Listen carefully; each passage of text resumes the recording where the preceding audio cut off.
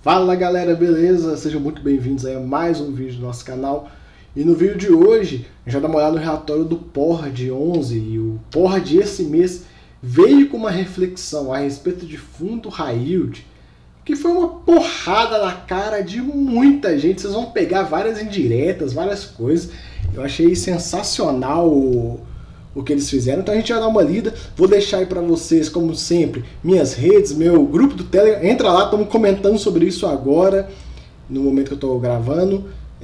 Meu Instagram do canal tá aí também, tem os QR Codes para quem quiser só escanear com o telefone. E para você que não é inscrito no canal, se inscreva, é só clicar no ícone aqui no canto inferior direito e se inscrever. Isso ajuda a mostrar para o YouTube que o que eu venho fazendo aqui é relevante. Galera, que relatório foi esse? Saiu agora. Eu sempre, quando sai um relatório, eu dou uma lida para ver se não tem nenhuma coisa assim, urgente de gravar.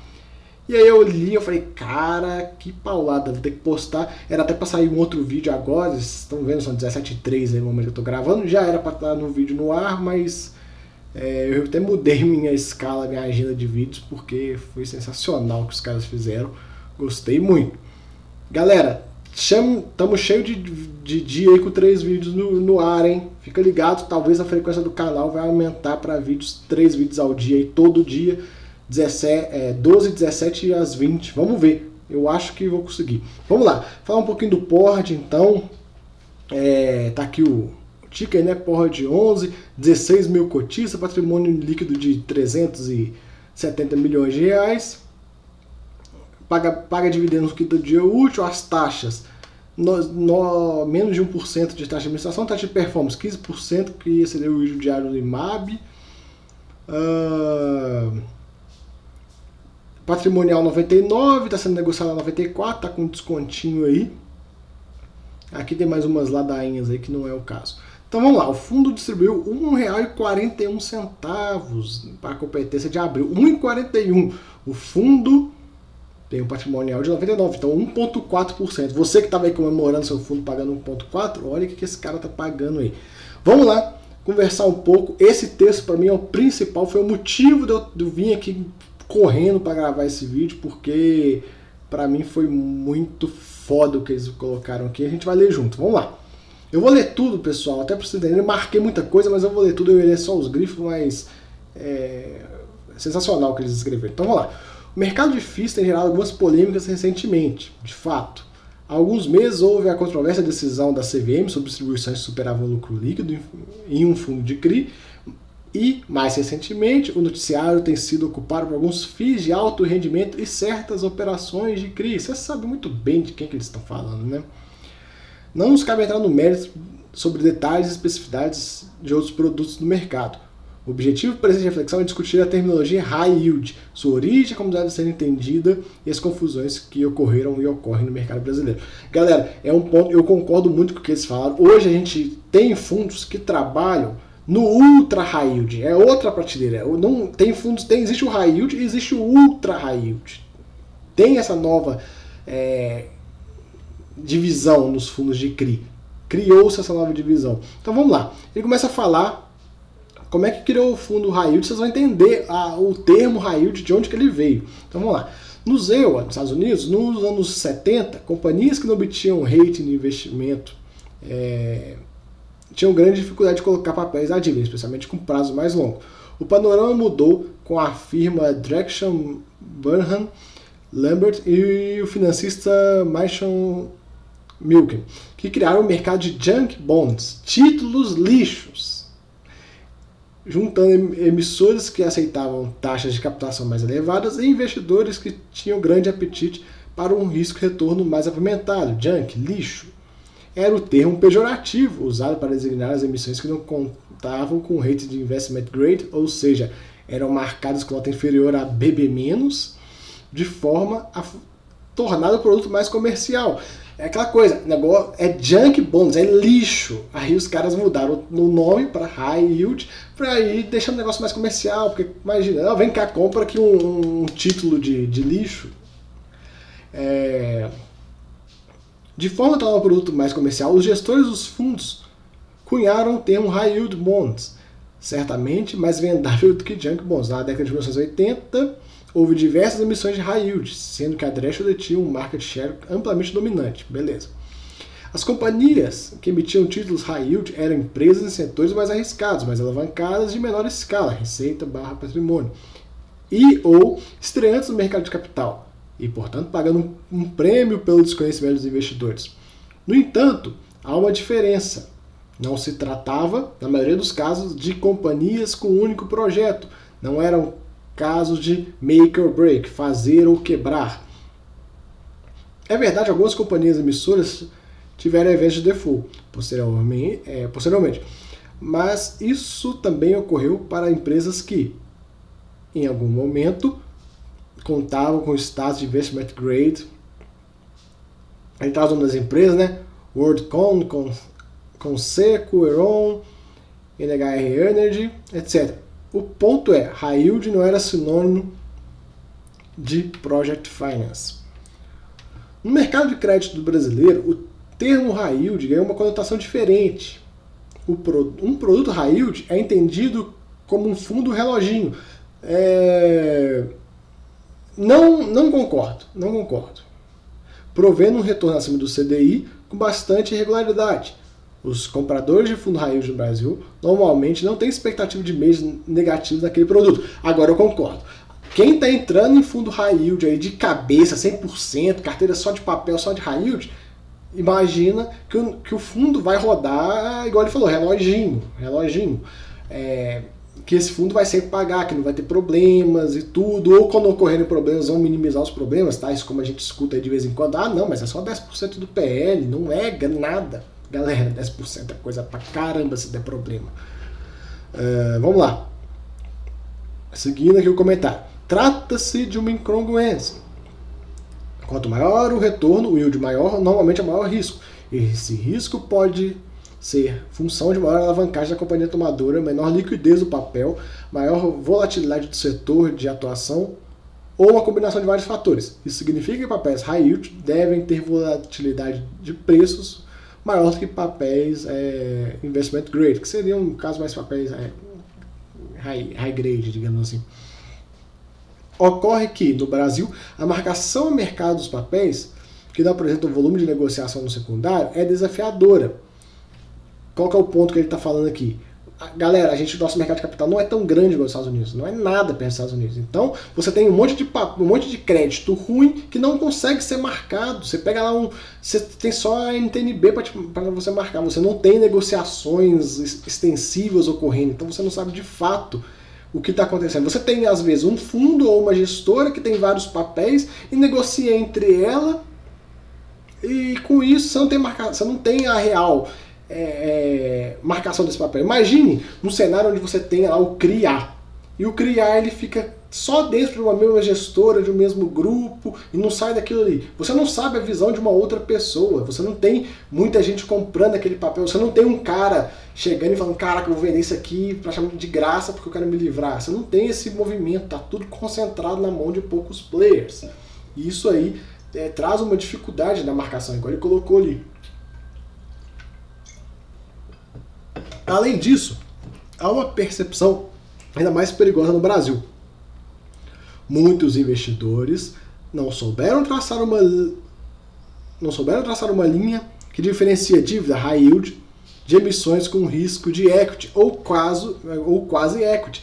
É aquela coisa, quando você vê seu fundo de CRI que está lá com o CRI, do nada o CRI vira equity, vira uma sociedade, o fundo entrou diretamente na operação, algo aconteceu, deu problema, o fundo entrou para dentro do negócio. Vamos lá. Para se colocar em contexto, o gráfico abaixo mostra a evolução do spread over do setor high yield corporativo nos Estados Unidos, usando métricas do Bank of America. Nos últimos 5 anos, pode-se dizer que, visualmente, 300 a 400 base points é um intervalo que captura a maior parte das leituras. O que ele está falando aqui? Imagine a NTNB dos Estados Unidos, e quando ocorre um crédito high yield, ela tem um spread de mais ou menos 3 a 4% do valor dessa NTNB. É como se fosse trazendo a nível Brasil. Então ele bota aqui em relação a um título americano. Teve o salto lá na questão da pandemia e tal, mas fica nessa casa aí, igual ele comentou, de 3 a 4%. Vamos lá. No Brasil, com a elevadíssima liquidez que os fundos imobiliários atraíram entre 18 e 21 e as diversas ofertas que se apresentaram, houve capital disponível para emissões dos mais variados tipos, investment grade e high yield, mas também papéis com risco ainda mais alto, é o que eu falei, os ultra high yields. Embora a medição de risco possa ser subjetiva e nem sempre verificável, um papel pode ter 30% de chance de defaultar, mas esse evento é binário. Se ele pagar, não significa que não havia o risco. É o que ele está falando. Por mais que, não deu default, mas está lá, o risco existiu e você carregou esse risco, às vezes você nem saber. Aí ele coloca, o fato é que várias emissões garantidas por projetos não performados foram colocadas com spreads bastante altos, 800 a 1000 BPS sobre o papel do governo, 8 a 10% da NTNB equivalente. Nenhuma companhia ou empresário gosta de pagar 800 base points de spread, o que se depreende de uma emissão a 800 mil base points de spread é que, provavelmente não havia uma alternativa mais barata por emissor. O negócio é tão ruim que ninguém quer emprestar dinheiro para esse cara, então ele vai nessa operação e aceita pagar um spread. Aquela coisa, ele precisa de grana, ou ele paga ou ele fica sem dinheiro, então vou pagar 10% acima do spread, não importa. O risco assumido pelo credor é muito alto, o risco alto pode se manifestar em default, ou a necessidade de rolagem ou de levantamento de mais capital. Porra! Vocês sabem muito bem do que eu estou falando aqui, de quem que o Pord está falando aqui, qual o comportamento que o Pord está falando que acontece na nossa indústria aqui. Galera, tá aí. Para vocês, tem muita gente que fala, é perseguição, o Lucas persegue os fundos. Galera, o mercado inteiro tá de olho, o mercado inteiro tá de cabelo em pé, porque sabe que uma hora ou outra vai dar uma cagada. Então, tá aí, não sou eu que tô falando, é a gestora, tá aí colocando. Vamos continuar a leitura, vamos lá, seguimos. Quando se trata de um único projeto, se houver qualquer perturbação no empreendimento, vendas mais lentas, estouro de obras, distratos, o que a gente está vendo com a pandemia? Vendas mais lentas. Você tá aí do outro lado da tela, você vai comprar alguma coisa nessa situação? Agora até que já passou e tudo, mas aí a Selic tá alta pra caramba, o crédito tá caro, mas você compraria alguma coisa? Não compraria. Estouro de obra. Você que está do outro lado da tela e fez alguma obra nesses últimos anos de pandemia, vê o custo da obra, para onde é que foi? Distratos. A gente vê nos relatórios que está tendo um nível de distratos aí relevante. O papel pode não honrar com o cronograma original de pagamentos. Certamente esse fator de risco está previsto nos materiais de oferta do papel. Por isso é que se observa um spread muito acima do que foi oferecido no mercado funcional high yield, gráfico anterior, e 2, a ausência de fontes de financiamento mais baratas. É a única alternativa que o cara tem. Ademais, uma garantia não performada pode ser um problema para os credores. Executar uma garantia performada, embora não trivial e custoso em certas ocasiões, é um caminho para recuperar o investimento. Galera, falando de garantia, execução de garantia, pega aí a história do MXRF/XP Gaia. Tem coisa do MXRF que até hoje ele não conseguiu pegar a grana dele de volta. Não vão achando que executar uma garantia, não, preocupa não. Ó. O negócio quebrar ali 5% do PL, a gente pega e leva no leilão e tal. Galera, é 500 mil de advogado para cá, 500 mil de advogado para lá, e dinheiro que era para estar no seu bolso está indo lá para advogado, para não sei o que, para cartório, para leiloeiro. Vamos lá. No entanto, uma garantia não performada, se executada, necessitará de aporte de recurso dos credores para que possa ser concluída e só então monetizada. Afinal, se o fluxo endógeno do projeto for suficiente para honrar o passivo contratado, não haveria default.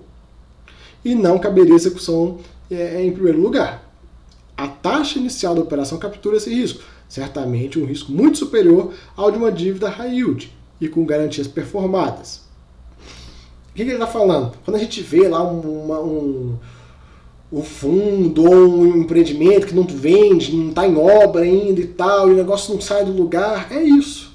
Se precisar executar uma garantia de um negócio que nem pronto está, você, cotista, você vai se ferrar, porque você sabe como é que funciona o fundo imobiliário, né? A conta sempre é nossa. Quando dá a merda, a conta é do cotista. O gestor não tira a taxa de performance, não diminui a taxa de administração, não faz nada. A conta é do cotista.